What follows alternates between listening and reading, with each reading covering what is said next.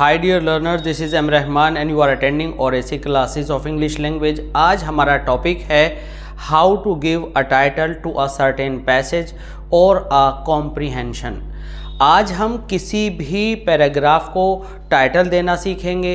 Students की comment section में ये क्वेरी रही है, डिमांड रही है कि सर कुछ ऐसा बताएं कि हम किसी भी पैसेज को देख करके उसको एक सही और सूटेबल टाइटल दे सकें। तो टाइटल हम किसी भी पैराग्राफ को पढ़कर या कॉम्बिनेशन ऑफ पैराग्राफ्स को पढ़कर, किसी एक्सट्रैक्ट को पढ़कर कैसे उसको एक शीर्षक दें, एक नाम दें, एक टाइटल दें, ये आज हमारा टॉपिक है। तो हम सबसे पहले आपको एक बहुत छोटा सा पैराग्राफ पढ़ेंगे और उसको कैसे हम टाइटल दें ये हम सीखेंगे। साथ साथ इसके हम आपको ये बता दें कि टाइटल देने की क्या इम्पोर्टेंस है। सपोज़ कीजिए कि हम लिटरेचर पढ़ रहे हैं और लिटरेचर पढ़ने में जब हमको स्टोरी को कई पार्ट्स में ब्रेक करना होता है और हम एक फ्लो चार्ट बनाते हैं, तो स्टोरी का जो डेवलपमेंट ऑफ थॉट है वो किस किस वे से होता हुआ आगे बढ़ा, तो उसको हम कई सारे पार्ट्स में ब्रेक कर लेते हैं, जो कि नोट मेकिंग का भी एक हिस्सा है। यानी पूरे चैप्टर को कई सारे पार्ट्स में ग्रोथ ऑफ द स्टोरी के अकॉर्डिंग ब्रेक कर लेना और उनको अलग अलग नेम दे देना और उनको एक सीक्वेंस में लगाकर समझना आपका नोट मेकिंग के अंदर आता है। तो आपके चैप्टर में मान लीजिए 5 पैराग्राफ्स हैं, आपने एक पैराग्राफ को पढ़ा, उस पैराग्राफ को एक टाइटल दिया कि इसके अंदर आखिर डिस्क्रिप्शन किस बात को लेकर है, इसमें लिखा क्या है। फिर आपने दूसरा पैराग्राफ पढ़ा, दूसरे पैराग्राफ को फिर आपने एक टाइटल दिया, तो आपको समझ में आता है कि स्टोरी किस किस मोड़ से आगे को बढ़ी है। तो अभी हम केवल एक पैराग्राफ लेंगे और उसको टाइटल देंगे और टाइटल में ये सीखेंगे कि टाइटल को कितनी तरह से हम लिख सकते हैं। तो इस तरह की वीडियोस में बने रहने के लिए अगर आपने हमारे चैनल को अभी तक भी सब्सक्राइब नहीं किया है तो आप सब्सक्राइब करें, लाइक करें एंड शेयर करें। शुरू करते हैं आज के पैराग्राफ से। पैराग्राफ को कैसे पढ़ें ये भी अपने आप में एक क्वेश्चन होता है। तो पैराग्राफ को जब हम पढ़ते हैं तो एक प्रॉब्लम, पैराग्राफ को कैसे पढ़ें ये भी एक बड़ी प्रॉब्लम है। हमने पैराग्राफ पढ़ा और टाइटल हमने निकाल लिया, वह पॉइंट निकाल लिया जिसके ऊपर सारा पैराग्राफ चल रहा है या कॉम्प्रीहेंशन चल रहा है। बट प्रॉब्लम यहाँ है कि अगर हमें पैराग्राफ पढ़ना नहीं आता, हमारी वोकैबुलरी कमज़ोर है, हमारी रीडिंग स्किल्स बहुत स्ट्रॉन्ग नहीं है, तो क्या करें। तो पहली चीज़ तो यह है कि किसी भी एक वर्ड में फंसकर आप उसको सोचते ना रहें, टाइम को वेस्ट होने से बचाएं और पहले राउंड में आपको जो भी समझ में आए समझ में आने दें और आप बड़े फ्लो के साथ सारी लाइंस को कवर करें और फटाफट उसको पढ़ते चले जाएं। लास्ट में आप पाएंगे कि आपको कुछ नहीं आया, ऐसा हो ही नहीं सकता, आपको कुछ तो समझ में ज़रूर आया होगा। माना कि आपको वर्ड मीनिंग्स नहीं आते, माना कि आपकी रीडिंग वीक है, पढ़ने में थोड़ा टाइम लगा होगा, लेकिन ऐसा नहीं हो सकता कि आपको समझ में नहीं आया। इसके बाद आपको एक चीज़ पर गौर करना है कि अगर कोई वर्ड मीनिंग आपको याद नहीं है तो आप पूरी लाइन को अच्छे से समझें और उस लाइन के रेफरेंस में, उस लाइन के अकॉर्डिंग उस वर्ड का मीनिंग निकालने की कोशिश करें कि क्या हो सकता है। तो कई बार ये मीनिंग निकालना सही चला जाता है। तो आप रनिंग में पहले पैराग्राफ को पढ़ते चले जाएंगे, इस तरह से मीनिंग निकालेंगे। अब चूंकि जो हमारे व्यूवर्स हैं वो इंग्लिश में स्ट्रॉन्ग वीक दोनों तरह के हो सकते हैं, तो हम यहाँ पर आपको पैराग्राफ अंडरस्टैंड कराते चलेंगे। देखिएगा, पैराग्राफ यहाँ से शुरू होता है। Chandragupta was a great king who worked for the welfare of the people. इसमें कहा गया कि चंद्रगुप्त जो है एक बड़े महान राजा थे, उन्होंने लोगों की भलाई के लिए काम किया। He used to travel round the country to check on his officers. वह राउंड द कंट्री, पूरे नगर में, पूरे देश में घूमा करते थे अपने ऑफिसर्स और अधिकारियों पर निगाह रखने के लिए। He also used to meet the people to find out their problems. वह लोगों की समस्याओं को समझने के लिए भी घूमा करते थे। He built a beautiful city in Pataliputra. आपको समझ में आ गया होगा कि उन्होंने पाटलिपुत्र में एक बड़ा अच्छा सा शहर बसाया। There were lovely gardens and beautiful parks for the enjoyment of people. और लोगों के मनोरंजन के लिए उन्होंने अच्छे से बाग और अच्छे से पार्क बनवाए। Chandragupta was assisted by an old wise Brahmin named Kautilya. और कौटिल्य नाम के एक बहुत ही समझदार वाइज ब्राह्मण थे जो कि चंद्रगुप्त को असिस्ट करते थे, उनको हेल्प करते थे, उनको गाइड करते थे। तो यहाँ पर हमारे सामने जो पूरा पैराग्राफ पढ़ने के बाद अंडरस्टैंडिंग आया वो ये आया कि भाई देखिए, एक तो ये पूरा पैराग्राफ किसके ऊपर है, चंद्रगुप्त के ऊपर है। अगर हम यहाँ पर चंद्रगुप्त लिख दें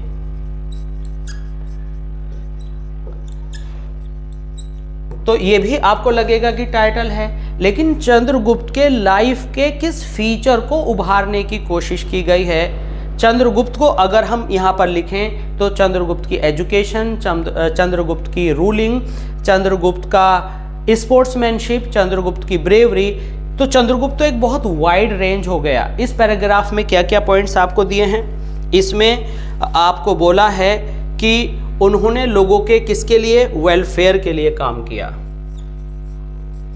उन्होंने लोगों के वेलफेयर के लिए काम किया। इट मीन्स वेलफेयर के लिए काम किया। उसके बाद आपने राउंड लगाने की बात की।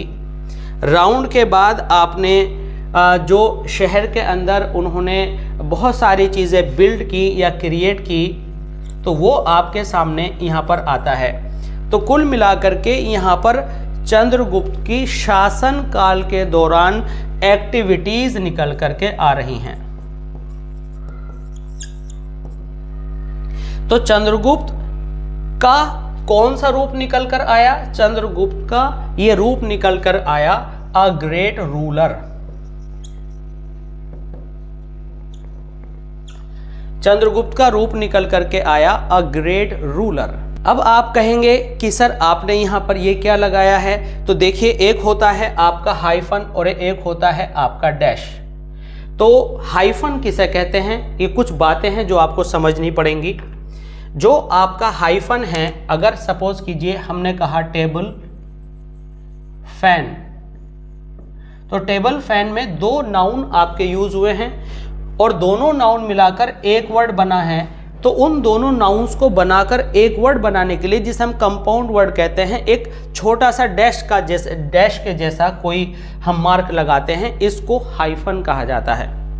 हम यहाँ पर इसको डैश बोल रहे हैं। एक ग्रुप ऑफ वर्ड्स या वर्ड के बाद जब हम कोई भी डैश लगाकर फिर नए वर्ड्स लिखते हैं, तो ये आपका रूल नंबर 1 मान लीजिए कि टाइटल लिखने का रूल नंबर 1, कि जब भी टाइटल के अंदर आप कोई भी वर्ड्स लिखेंगे तो वो आपके कैपिटल लेटर से बिगिन होने चाहिए और पहला वर्ड तो हर हालत में कैपिटल लेटर से शुरू होगा और उसके बाद बीच में अगर कोई भी आपकी बाद में कहीं प्रेपोजिशन या आर्टिकल आता है तो वो आप स्मॉल लेटर्स में बना सकते हैं।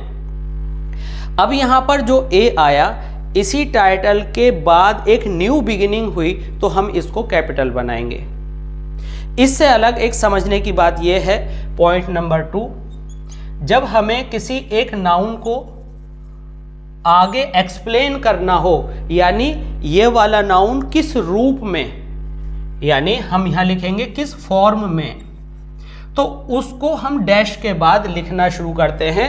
हमने कहा चंद्रगुप्त अगर हम लिख दें तो एक बहुत ही उसकी वाइड लाइफ के बारे में जानकारी मिलती हुई नजर आती है, लेकिन यहाँ पर चंद्रगुप्त केवल एक रूलर के सेंस में कि उन्होंने क्या क्या काम किए, तो ऐसे केस में आप यहाँ पर ये डैश लगाते हैं जो कि हाइफन की लेंथ से डबल होता है और फिर आप पहला लेटर कैपिटल और फिर पहला लेटर हर वर्ड का कैपिटल बनाते हुए आगे लिखते हैं। तो इसका मतलब हुआ चंद्रगुप्त एक ग्रेट रूलर के रूप में। तो आपका पूरा पैराग्राफ यहाँ पर कवर हो गया कि चंद्रगुप्त किस रूप में, अ ग्रेट रूलर के रूप में, क्योंकि रूलर का मतलब होता है शासक और शासक की जितने एक्शंस एंड एक्टिविटीज थी वो अ ग्रेट रूलर के अंदर आपको दिखाई दे रही हैं। अगर मान लीजिए यहाँ पर उनकी जो उन्होंने पार्क बनवाए, उन्होंने बिल्डिंग्स बनवाई, उन्होंने अच्छे काम किए, उन्होंने लोगों की निगरानी रखी, तो ये उनकी एक्टिविटीज थी। अगर ये स्पोर्ट्समैनशिप में जाते, ब्रेवरी में जाते, तो अ ब्रेव वॉरियर हम यहाँ लिख देते, अ ग्रेट स्पोर्ट्स पर्सन यहाँ पर लिख देते। तो इसका मतलब होता है अर्थात किस रूप में, तो आप ये लिख सकते हैं। इसके अलावा अगर आप चाहते तो आप ये भी लिख सकते थे चंद्रगुप्त, यहां पर कॉलन लगा देते आप और आप फिर लिखते अ ग्रेट रूलर।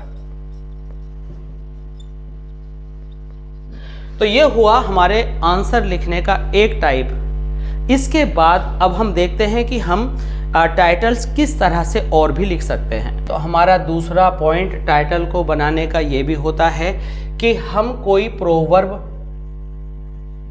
यूज कर लें। प्रोवर्ब किसे कहते हैं? प्रोवर्ब लोकोक्ति को कहते हैं। लोकोक्ति किसे कहते हैं? जो बात एक फुल सेंटेंस होता है, वो किसी विजडम को शो करती है और उससे हम बहुत कुछ सीखते हैं, उसे प्रोवर्ब कहते हैं। प्रोवर्ब किस तरह से कहा जा सकता है? जैसे कि हम एक बात बोलेंगे, handsome is he that handsome does. अच्छे लोग वे होते हैं जो अच्छा काम करते हैं। तो यहाँ पर टाइटल के अंदर हम आम तौर से कहते हैं कि हमें वर्ब यूज नहीं करनी होती, लेकिन प्रोवर्ब के अंदर हमने कहा, क्या कहा? Handsome is he that handsome does. तो इसको हम इंग्लिश में लिख रहे हैं। यहाँ पर आप देख सकते हैं, handsome is he that handsome does. अब यहाँ जो इज है इसे भी हम कैपिटल बना लेते हैं। आम तौर से अगर हम ये सेंटेंस लिखें, ये प्रोवर्बियल सेंटेंस लिखें, तो ये आपके जो लेटर्स हैं बिगिनिंग वाले ये स्मॉल में जाएंगे।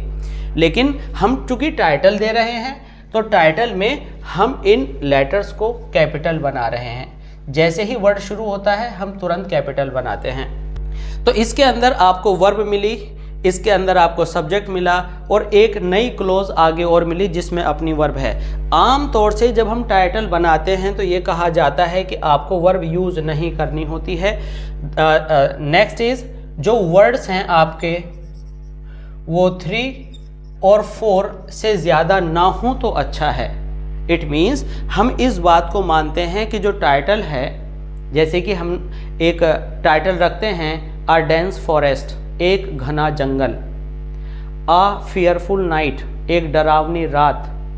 तो यहाँ पर हमने कहा अ वंडरफुल डे, तो अ वंडरफुल डे, तो यहाँ पर आपके 3 वर्ड्स आए, लेकिन यहाँ पर हम देख रहे हैं कि हमने पूरी एक एक्सप्रेशन रख दी।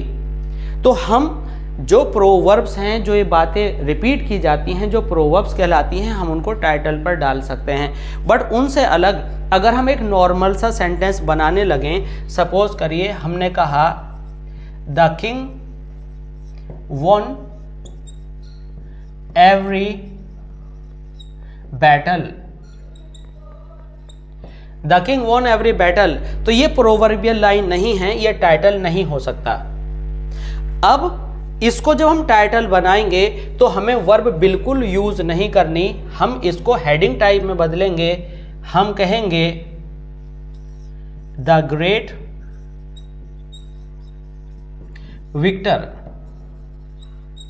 इसका मतलब हुआ कि वह राजा जो हमेशा जीता, तो हम उसको हेडिंग टाइप में बोलेंगे एक महान विजेता या महान विजेता, the great victor, T capital, G capital, C capital. तो ये आपका टाइटल हुआ। इससे अलग अगर आप टाइटल बनाना चाहते हैं और आपको लग रहा है कि बिल्कुल टाइम भागा जा रहा है और एग्जामिनेशन में फ्यू मिनट्स बचे हैं, तो आप जैसे कि अभी आया था चंद्रगुप्त, अकेला 2 वर्ड का ये ग्रुप भी लिख सकते हैं। लेकिन अगर टाइटल को आप चाहते हैं पूरे कॉन्फिडेंस के साथ के फुल मार्क्स मिलें, तो फिर आप Chandragupta Chandragupta dash a great ruler, ये बेस्ट आपका टाइटल होगा। इस तरह की वीडियोस के लिए आप बने रहिए हमारे साथ। सब्सक्राइब कीजिए हमारे channel OSC classes of English language को, लाइक कीजिए एंड खूब शेयर कीजिए और कमेंट सेक्शन के थ्रू हमसे जुड़े रहिए, क्योंकि आज का ये topic one of the students के द्वारा डिमांड किया गया था कि सर आप ये बताइए, और आज ये हमने आपको पूरा करके आपके लिए अपलोड कर दिया है। मिलते हैं जल्दी इस तरह की दूसरी वीडियोज़ के साथ। Thanks for being with us, thanks a lot.